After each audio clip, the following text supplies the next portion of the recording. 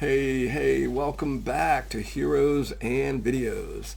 This is a special edition of Heroes and Videos, a Superman themed edition of Heroes and Videos. As always, the big blue Boy Scout on the shelf back here behind me is one of the best, like the preeminent superhero, right, of comic book age. Spider-Man might be my favorite, sorry Clark, but Superman was kind of the first of the dawn of heroes, if you will.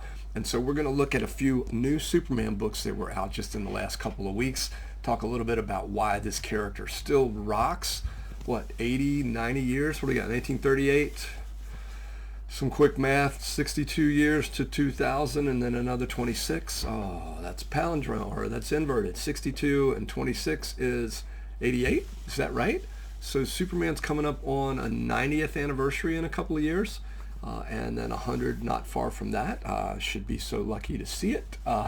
Every day is precious, but with no further ado, as we get into this, we're going to be doing, these are all new I mentioned, so we're going to be looking at Absolute Superman's latest issue. We're going to be looking at where has Superman been since DCKO, since that event concluded. Got an issue that tells us what's been going on with him since then.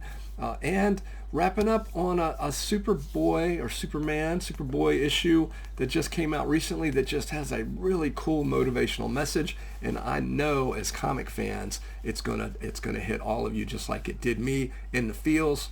That sounds weird, but stick around to the end of the episode because really it is one of those things. I'm going to read some of it verbatim from the comic. It's just a really cool, meaningful message, and I'm surprised I haven't seen it earlier in comic books, just in general. So as always, do all the cool YouTube stuff. Would love for you to subscribe to the channel, hit the like button, hit notifications. Let me know what you think about Superman in the comments. So, what's your favorite Superman issue? What is it about this character that resonates so much? So let's get right into it with no further ado. Absolute Superman 21. This is the conclusion of the, let's call it the Black Adam, Shazam. He's King Shazam in the Absolute Universe arc, where Superman they've unearthed Black Adam, Teth Adam, I guess, and some spoilers for these books coming up, by the way. The Hawkman has been introduced in Absolute Superman as well, or I think he showed up first in Absolute Evil. He's a ridiculously overpowered Hawkman for what we're used to in the regular DC universe, which was basically a guy that could fly and he liked having a mace and not wearing a shirt a lot. And so, and I get it. If I was that ripped, I probably wouldn't wear a shirt much either. But Absolute Hawkman in the DC universe is incredibly overpowered. Like he can go toe to toe with Absolute Superman to a point. Black Adam in this, he's been reawakened after being out, locked away for 2,000 or 3,000 years. So the Earth has changed for him. He's used to trying to take things by force. He wants to free the Earth. To make it a democracy, or to make it so that people, what was he? I want to say he was a youth before becoming Black Adam. He was I want to say a slave, and so he wants to free people. He wants people to, he sort of has a heroic ideal. Every villain's the hero of their own story, but he's just got a weird way of going about it. Superman works best when we see competing philosophies, right? And Absolute Superman, a bit naive, it seems like, as he's starting out in this book in the first 21 issues, but he wants to do the right thing. He wants to save everybody. Nobody dies. Like it's the Captain America thing from Civil War. Like we don't trade lives. We don't bargain for things. You always want to try to save folks. There's some beautiful art in this. He is there. You'll see he's a combination of Steel, who is a character they just brought into the Absolute Universe, I believe, at the beginning of this arc. So he's got Steel's hammer. He's also got a suit around him. It's kind of shades of that, some of the World's Finest issues where he was, Green Lantern and Superman and Batman combined. I'm not going to walk you through this whole book. It is phenomenal. The bulk of this battle takes place on the moon. The moon does not fare well in this, or maybe it does fare well with no space. But it's just great. It's a slugfest with Superman and King Shazam, and in the most cliched way you can imagine, in terms of a battle with a Shazam. It resolves itself in Mixoplikian manner. If that'll give you a big enough hint. May spoil it for most of you guys there at home, but it's just it's really neat. And of course, Hawkman shows up in it as well, and their philosophies are not the same either. But during the course of this, narratively, it's explained as basically Superman has giving his last will and testament basically to Lois Lane and Jimmy Olsen, and those characters are basically reading his last will and testament, and that prose is juxtaposed with the action that's going on in what could be the Absolute Superman's final battle on the moon. But it's really good. Absolute Superman, again, reminding us just how being of good character, how an individual like Superman can just, by virtue of their philosophy, their character, the way they live, the way they act, the way they walk the walk, if you will, that they can have an effect on other people. And he does in the course of these issues. And with Hawkman's appearance in the book, he has that effect on Absolute Hawkman, where to a point, Absolute Hawkman, who was working for the Lazarus Corporation, run by the Al Ghuls, and he's questioning his own beliefs because he's seen this in action. He's seen Superman in action. So I love that. Whether it's Spider-Man, Captain America, Superman, these characters that have this intrinsic moral code of just doing the right thing, always putting other people first and doing the right thing, and just living that way. That's the best defense against evil or against people that are behaving badly, is to set that example. And it shines through in Absolute Superman and in a number of Superman comics. Next up is Superman Year 1000. Now the title initially put me off. This is actually Superman Annual. It says Superman Year 1000 there. I thought about DC's event years ago, where like Superman or DC 1 million, and I'm not as big on, hey, let's see what's happening way in the future. This book shows you what happens to Superman after the big Omega event, when he becomes the Omega champion at the end of DC KO1. It's really neat. So you get an idea of where he's been all that time. The book is literally called Return of Superman. It's by Joshua Williamson, who also wrote the next book we're going to be talking about. It's got this looks like a lot like Mike. I'm going to mispronounce Mike's last name. Diato? I'm drawing a blank. Didario? I don't know. Anyway, the guy that used to draw a lot of New Avengers back in the day with Marvel about 10 years ago. It looks like his work, but it's not. This is Eddie Barrows. But a lot of those faces, a lot of this action looks like that character. And help me in the comments in terms of Mike's last name. It's not Delgado, Diodato, something like that. But yeah, by all means. So it's just some beautiful stuff. I'm not going to spoil the whole book for you, just letting you see some of these beautiful scenes. Superman meets up with an old school JSA'er. There's a lot of talk about time. The Time Trapper, who, if you remember from DCKO, was actually, turns out this iteration of Time Trapper was Doomsday.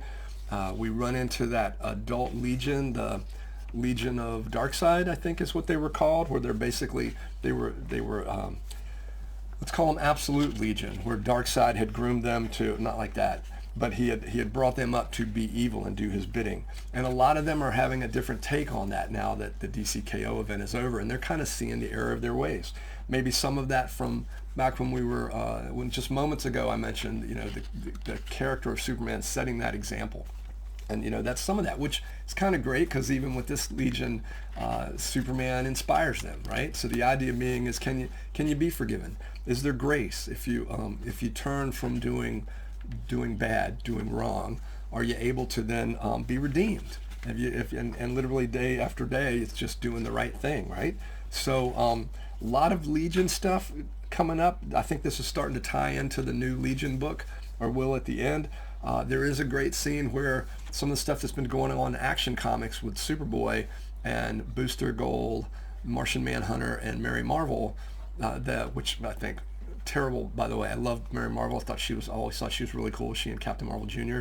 But I don't know if, I think maybe her secret identity was a Mary, so I don't know if calling yourself Mary Marvel was the best idea, particularly if you don't have a mask. But anyway, that's a story for another day.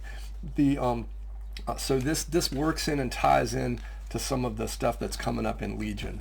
DC's been doing a really cool thing at the end of their books, by showing you, and this is some of the stuff from the upcoming Legion book. DC in the back of almost all of their titles have been doing, here we go, here's the gang, have been doing where they have a little preview. Here's what's coming up in Absolute Catwoman, or in Absolute Green Arrow, or Legion book, or Barbara Gordon in jail. I don't remember what that book's called. Batgirl is the New Orange. I don't know. I don't remember the name of the book, but it's a good book. But what's really cool is they put these little previews at the back of their books, and it works because the books they're previewing are good. They're really quality stuff. So you read this story and you're like, wow, this is great. I want to buy this book. So it's genius. Now, let's get to the last book here. This is Superman number 40. This is Superboy Prime, who's been having a redemption arc here. If you remember, Superboy Prime came presumably from our world, and he was named Clark Kent. I don't know that it's the Kurt Busiek miniseries that was, the kid that realized he's got powers. I'm not sure that's the same character, but this character had a terrible arc in terms of he ended up in the mainstream DC universe, and he went bad. Like he seriously went bad during one of the crises. I believe it was maybe Final Crisis or one of the crises that was going on. He went rogue and was responsible for killing any number of DC characters and maiming them. It was awful. He just went nuts. He's the one that I think punched the universe, basically broke the world, or broke the multiverse or whatever at one point. Now he's back. He's very much aware that the DC universe is from a comic book in his world. And so he knows a lot about continuity. There's a lot of fourth wall breaking in this. It's kind of cool. He goes by CK, and he works in a comic book store as he tries to, now that Superman disappeared in DCKO 1, at the end of DCKO, he's basically trying to redeem himself. He's like, Superman's gone. Can I fill those shoes? He knows he's done terrible things. He also knows some of those things have been retconned and some haven't.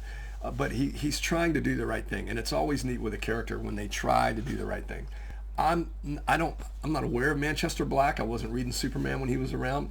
That apparently he's pretty powerful character, and he shows up in here and he goes at it with Superboy Prime. I'm not going to spoil too much for you, other than I'm going to give you a little speech that shows up at the end of the book. There's some heartbreaking stuff in here, some more fourth wall breaking stuff too, because Superboy Prime is very much aware of the fact he's in a comic book, so occasionally he does the Deadpool thing, not slaughter people or the mercenary thing, but turn and talk to us at home.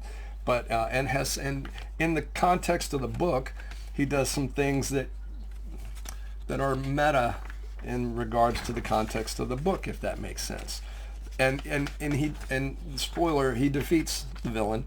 But he's also quite disheartened about the way it's done. Like there's a scene in here with the Justice League, and they're like, "Oh, great, you did this. That's super helpful." Sarcastically, they say. And so he's a bit down about what's happened.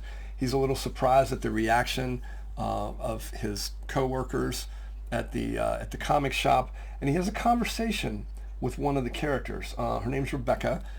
She's been I guess a recurring character, and he's a little psyched that he feels like he's actually got a supporting cast now, which is kind of cool because he comments on that because he knows what supporting characters are.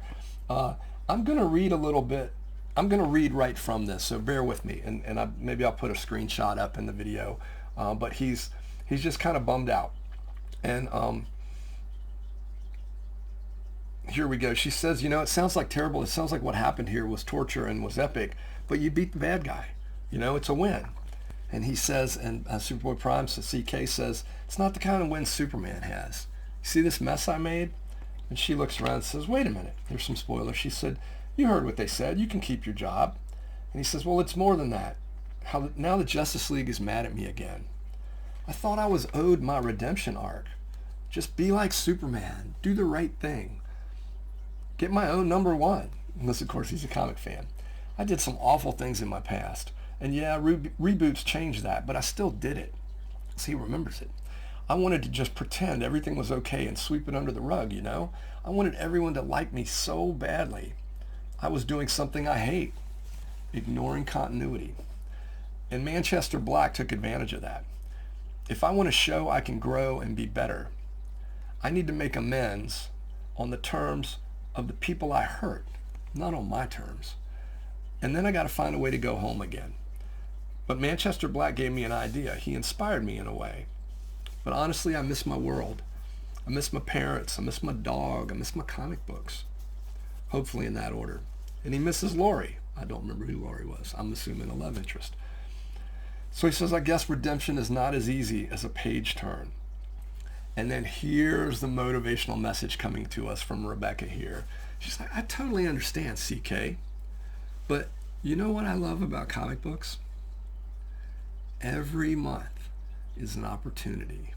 Every week, really. They're an opportunity for something good, to discover something good, sometimes something really great. This week might be hard, but next week could be awesome. Every Wednesday is another chance. In there, as she motions to the comic books, the racks of comic books, and in here. And they both fist bump over, to Wednesdays. But how cool is that? Just the concept of every week, every day, every month is another chance. Every morning, is another chance for a better day, to do better, to be better, to excel. If you had a bad day yesterday or last week or even just this morning, tomorrow could be better. Tonight could be better. The next step you take could be better, and it has that opportunity. And the thing that I found interesting, that I don't know that it ever really clicked in terms of the comic books coming out, because Joshua Williamson apparently is a literary genius, is that it's very much like comic book week, right? Last week's issue of whatever might have really sucked, right? Might have stunk, who knows?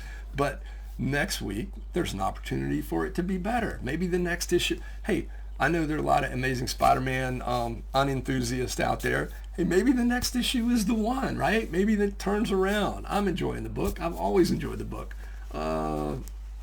Maybe looking at you a little bit the other, but every day, every hour every Wednesday, right, is a new opportunity for something great. And I just thought that was a really cool message. So, that opportunity's out there, and it's in here because we can do better as well every day. So wanted to share that with you. I thought it was amazing. Great Superman message. As always, keep reading comics, keep going to see movies in theaters, and be kind to each other every day.